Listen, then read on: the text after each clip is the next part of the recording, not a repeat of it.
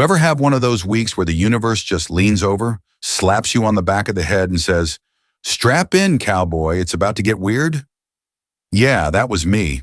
And when I say weird, I don't mean your buddy showing up drunk in his ex-wife's wedding dress weird. I mean Royal Alien Caste System challenged by combat weird. Name's James Smith, retired, used to be Army.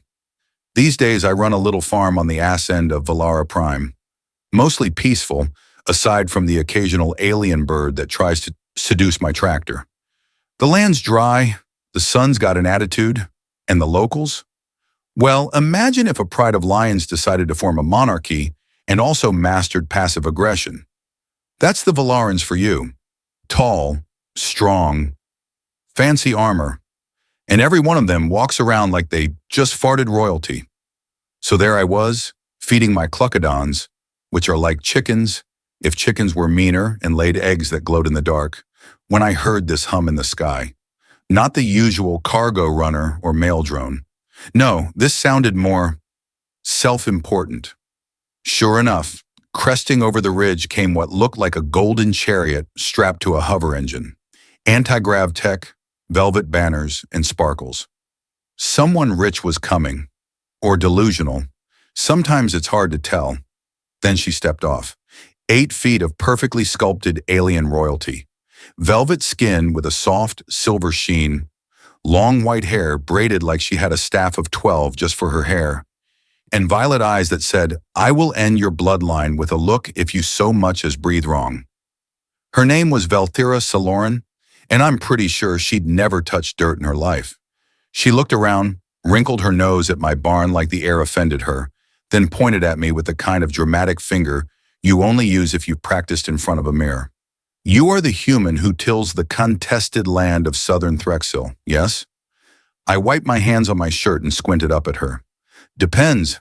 You here to sell galactic insurance or just looking for directions to the nearest ego store?"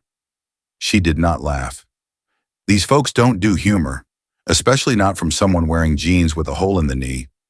"You are beneath my caste," she said with a voice like she was reading my obituary. "Lower than my servant's shadow. It is absurd that you were granted custodianship of this land." Now I've been insulted by pros, drill sergeants, ex-girlfriends, the occasional customs agent who thought I looked like someone on a no-fly list. But this one? This was new. Being compared unfavorably to a shadow. So I leaned on my shovel and smiled. "Well, Sparkle Trousers, here's the problem. You're standing on land that belongs to me. I don't care if your planet has a caste system or a sandwich hierarchy. This dirt's mine, and I ain't giving it up." She narrowed her eyes. That whole "I eat lesser beings for breakfast" vibe ratcheted up 10 notches. Then she said it. "Then, by the law of ancestral flames, I invoke a right of dominance. I will face you in single combat. If I win, you forfeit this land and your rights." I blinked, slowly. "Lady, it's Tuesday. I got chili on the stove." She crossed her arms. "Do you yield?" "Nope." Now here's the thing. The right of dominance isn't some little barroom slap fight. It's a full-on, honor-bound ceremonial duel. There are people treat it like the Super Bowl, Thanksgiving, and a royal wedding rolled into one. So by sundown, I was shirtless in a circular arena with a crowd of aliens betting on how fast I'd die. She had a glowing spear. I had my shovel, which, to be fair, has survived 2 wars, 1 asteroid collision, and a brief stint as a cooking utensil. She stepped forward. "Last chance to surrender." I rolled my neck. "Nah, but if you impale me, aim away from my chili pot, yeah?" She lunged. And folks, I'm not proud of what happened next, but I'm also not ashamed. You see, she was fast, deadly, spear twirling like a flaming baton of death. But I've had drunk Marines throw sharper swings. I dodged, rolled, took a glancing hit to the ribs that knocked the wind out of me, but I stayed standing. Then, when she overextended, I swung my shovel low, clipped her ankle, and she stumbled. I dropped low, swept her leg, and before the crowd could finish gasping, I tackled her with every ounce of dusty farm boy spite in my soul. She hit the dirt. I pinned her arm and raised my shovel, grinning like an idiot. "Still want the land?" I panted. The silence from the crowd was deafening. Then she bared her throat. Now on Valara Prime, that's a big deal. Bearing your throat is their ultimate sign of surrender. Not just you win, but I am yours to command. Comes with something called the right of the first night, which, before you get ideas, can mean anything. A favor, a request, a dance, or yeah, something a bit more horizontal. She looked up at me, still proud, still furious, but not humiliated, more like confused, curious. By law, the victor may name their desire, she said. What do you wish of me? I looked around, hundreds of eyes staring, the wind blowing through her hair, my heart pounding, my ribs aching, and I said, you'll come to my house tonight, for dinner, and you're doing the dishes. There was a moment where I thought she might just stab me out of confusion, but then, swear on my mama's meatloaf, she smiled. Just a flicker. That night, she came to my little farmhouse, sat stiffly at my table in a gown that looked like it could deflect missiles. I served spaghetti. She sniffed the sauce like it was radioactive. This sauce is aggressive, she muttered. That's garlic, I said. Flavor. Try it sometime. She did, hesitantly, then more confidently. We talked. Well, she interrogated, and I answered. About Earth, about war, about how humans cope with loss by building memes and barbecue. She told me about her caste, her duty, her people's expectations. I listened. She asked me why I didn't have a family, why I was alone.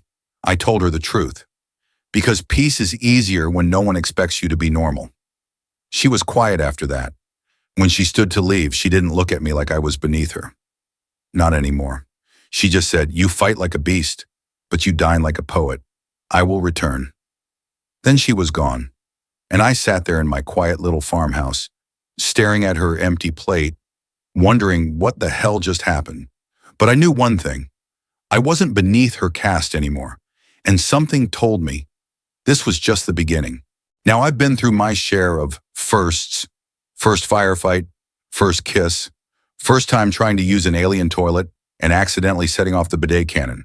But let me tell you, nothing, and I mean nothing, prepares you for having an alien noblewoman show up at your farm the next day with a platoon of guards and an attitude like she owns half the solar system.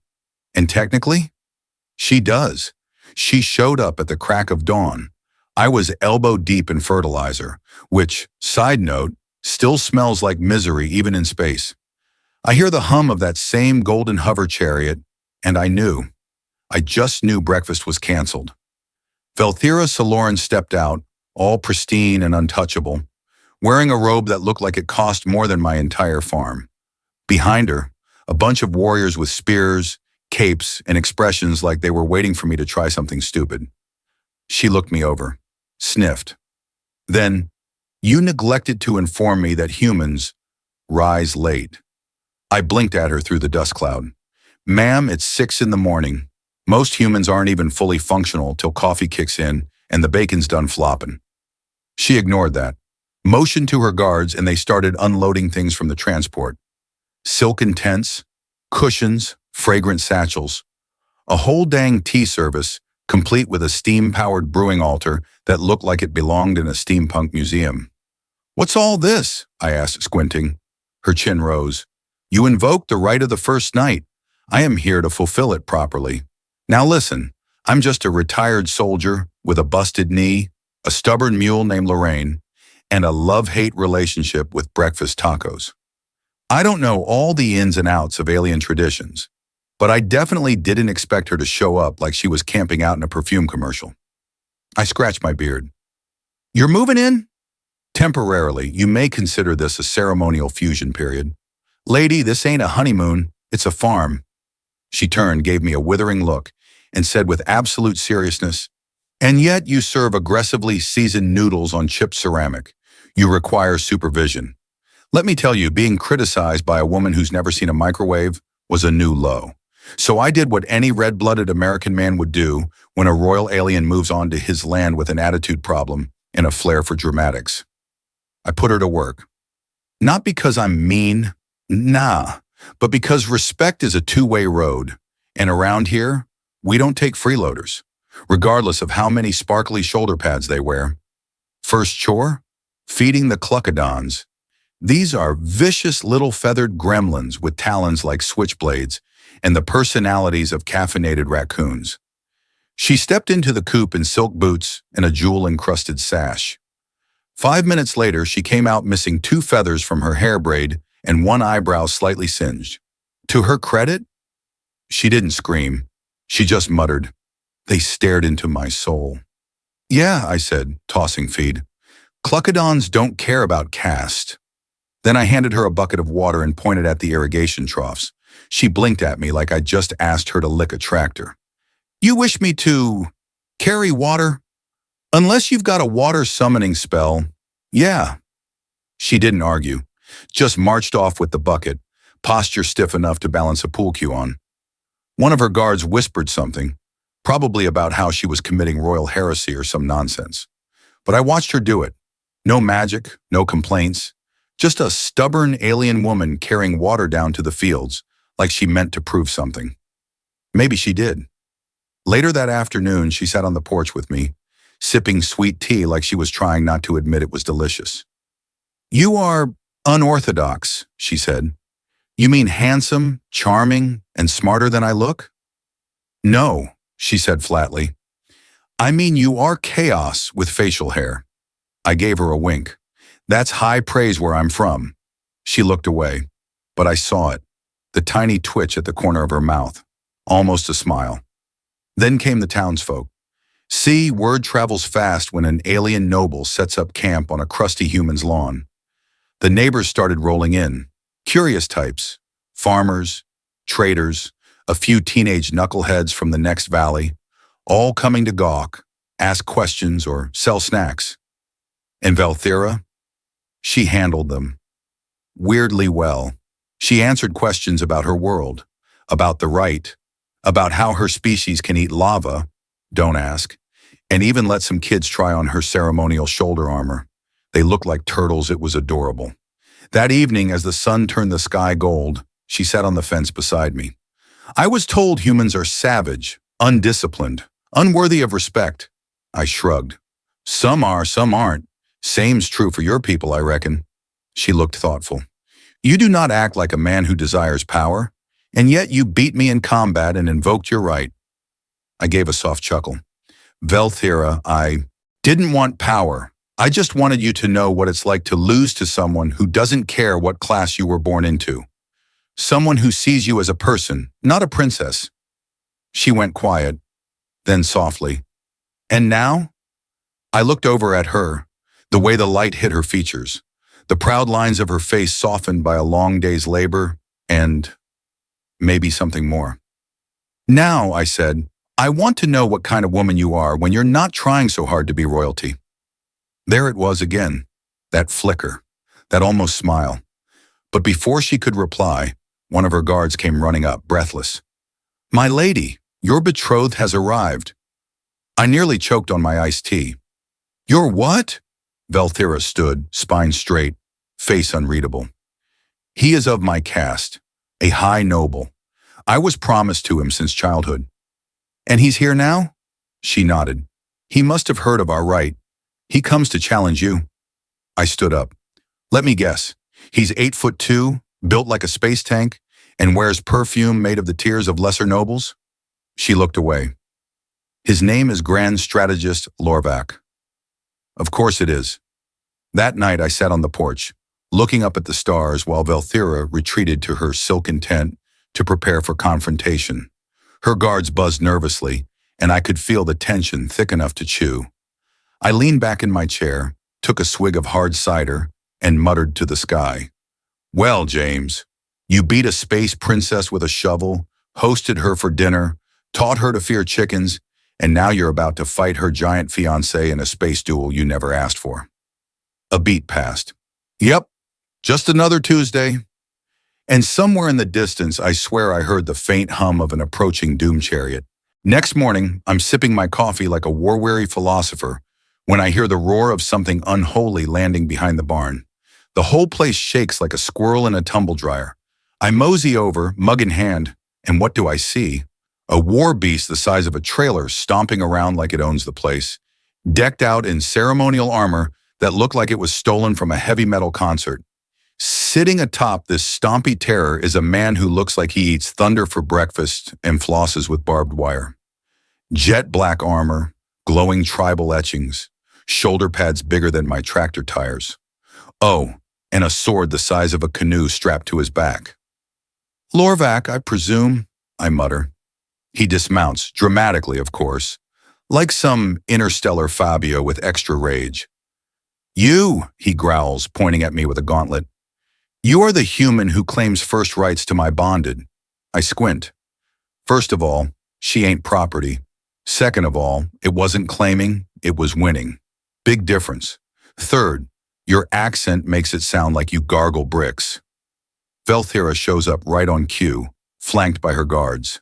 She's dressed for war, armor gleaming, expression cold, and for the first time, a little conflicted. "Lorvac," she says, "you were not summoned." He steps toward her like he's about to recite some ancient vow, then immediately glares at me again. "You dishonor your caste by allowing this creature to touch you." I raise my coffee mug. "I also made her do chores. Want to duel over that too?" Now let me be clear. I'm not a small guy. I've done tours, taken beatings, given worse. But Lorvac was built like a meat forklift with ego issues. His biceps had biceps. I'm pretty sure if he sneezed, he'd bench press a car. "I challenge you," he roared, "to blood duel. Winner takes right of the first night." I turned to Velthira. "You guys seriously duel over who gets the honeymoon?" She nodded, stone-faced. "Tradition demands it." "Well," I said, tossing back the rest of my coffee, "so does Waffle Wednesday, but we're not bleeding over it." Still, I knew what I had to do. I wasn't backing down. Not now. Not after all the sweat, chickens, and eye rolls. So we marched to the center of my land. The crowd gathered. Even the Cluckodons stopped pecking to watch. Velthira stepped forward and, in the most official voice I've ever heard come out of someone wearing eyeliner, said, "Under ancient right, both combatants may choose their weapons." Lorvac didn't hesitate, pulled that oversized canoe sword from his back and roared, "By fire and steel, I choose the blade of sovereignty." I looked at Velthira. "So, I can choose anything?" She blinked. "Yes," I smiled. "I choose Lorraine." She squinted. "Who is Lore?" That's when I whistled, and from behind the barn came the thunder of hooves and stubborn justice. Lorraine, my mule. The same mule who's kicked apart 3 fence posts, a solar panel, and once knocked a tax collector clean out of his shoes. Temper like napalm and legs like hydraulic pistons. Lorvac laughed. "You would bring a beast to duel me?" I climbed into the saddle. "Buddy, she is the weapon." And before anyone could call foul, Lorvac charged. Now I've seen some things. Gunfire, plasma blasts. One time a genetically modified goat exploded on my patrol. But this was personal. He swung his sword like a guillotine with daddy issues. I ducked. Lorraine spun on a dime, then kicked, right into his thigh. Sounded like a steel drum folding in half. He stumbled. I circled. Lorraine reared and gave him a good old double-hoofed message from Earth. Bang, right to the chest plate. Sent him flying into my cornfield like a lawn dart. You ever see a warlord disappear into produce? It's poetic. Silence, then a slow clap. From Velthira. "I told them humans were savage," she muttered. "But I didn't expect this." I slid off Lorraine, walked over to Lorvac, who was groaning in a pile of mashed corn and pride, and offered him a hand. He slapped it away, of course, but didn't rise. "You win," he spat, "but she will never be truly yours." I looked back at Velthira. Maybe, maybe not, but I didn't fight for ownership. I fought for respect. Later that night, the bonfire crackled high. The guards, to my surprise, didn't stab me. In fact, they passed around some kind of alien wine made from fermented starlight, or cough syrup. Either way, it worked. Velthira sat beside me on the porch swing, barefoot, her armor replaced with something soft and flowing. For once, she looked relaxed. "You are unlike any suitor I've ever known." I'll take that as a compliment, I said. I don't understand your people. You value freedom, but also loyalty. You mock formality, but uphold strange oaths. That's America, baby. She sipped her wine. You should know, the right does not require consummation. It can be symbolic. I turned toward her. And what if I don't care about rules or rights? What if I just want to know you? She blinked. Her gaze softened.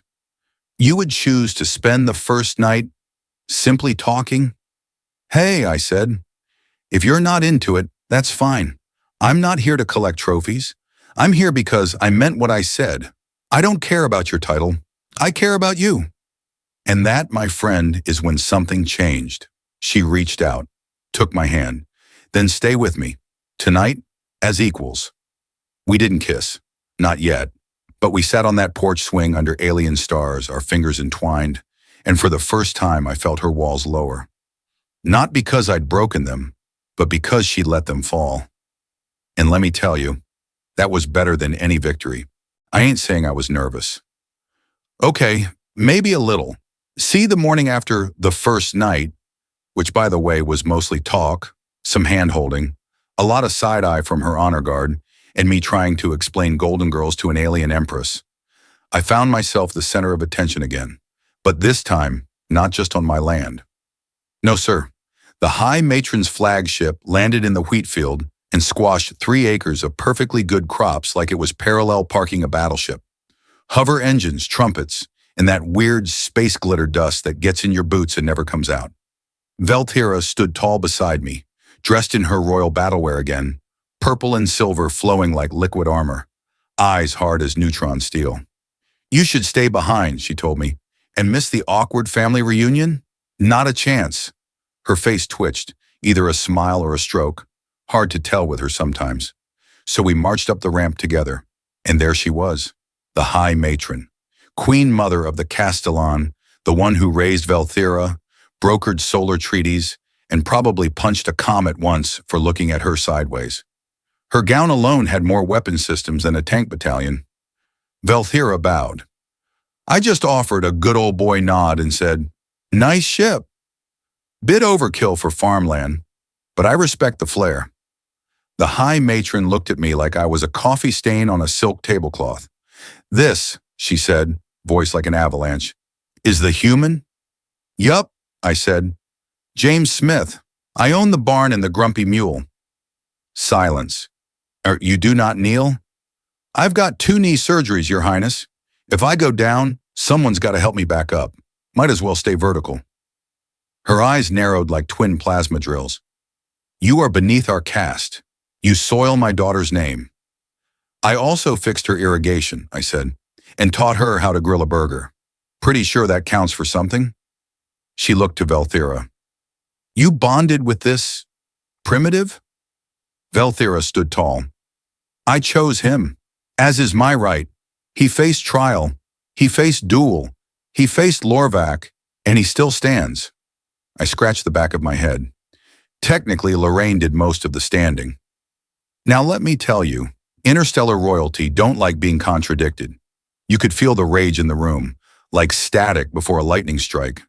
But the matron didn't lash out. No, she smiled. And somehow that was worse. Then let the final trial commence, she said. Oh boy. See, apparently the Castellan had one more box to tick before a human could be worthy of union. It wasn't a fight. It was a mind meld, a soul merge, emotional download. She called it the witnessing. Velthira stepped up, nervous for once.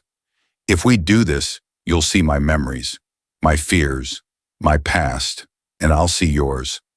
Sounds intimate, I said. It is. Exposing. She paused. You can still walk away. I took her hand. Lady, I once did recon in a swamp full of meth-addicted robo-snakes. I can handle a little truth-sharing. And so the ritual began. They placed us in a circle of light with crystals hovering around like judgmental glow sticks. Energy hummed. I felt my brain buzz like I'd licked a battery. And then, wham! I was inside her mind. And it was breathtaking. Images hit me like a freight train. Velthira as a child, training with blades twice her size, the pressure of command, the loneliness of rank, her first battle, the way her heart twisted every time someone bowed instead of hugged. Then she saw me, childhood in a dusty Texas town, my dad teaching me how to throw a punch and fix a carburetor, boot camp, firefights, that one time in Kandahar with the soup can explosion. Long story, the pain of losing friends, the silence of coming home, the weight of medals that didn't bring anyone back.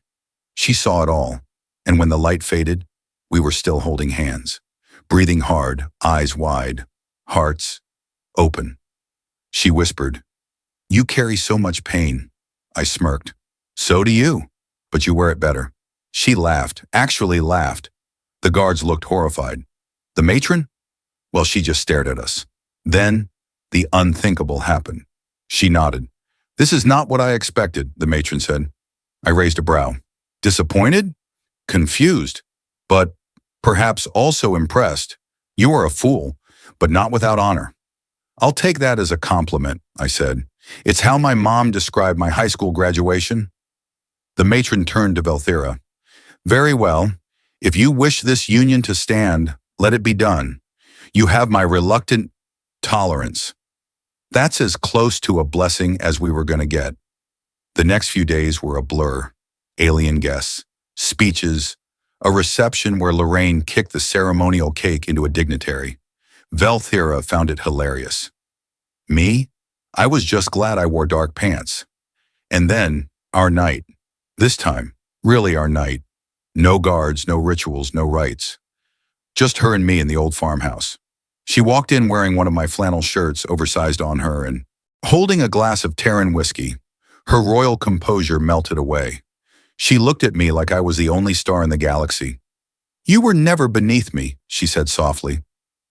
I walked over, took her hand, kissed her knuckles. "And you were never out of my league, just out of reach." Then we kissed. Finally. And brother, let me tell you, worth the wait.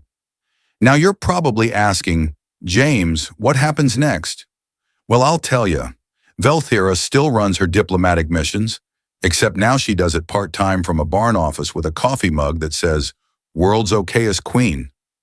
Lorvac? He ended up dating a Terran librarian with a black belt and a love of metal music. They're disgustingly happy. The matron, she visits sometimes, brings wine, still calls me the primitive. I call her Mothership. As for me, I'm still fixing fences, still chasing off cluckodons. But I ain't alone anymore. Turns out sometimes love does come down in a spaceship wearing armor and an attitude. And all you gotta do is prove you're worthy with a mule, a heartbeat, and some damn good barbecue. The universe is weird like that. But hey, so am I. James Smith, signing off. Retired soldier, current husband to an alien queen, and still undefeated in barn duels.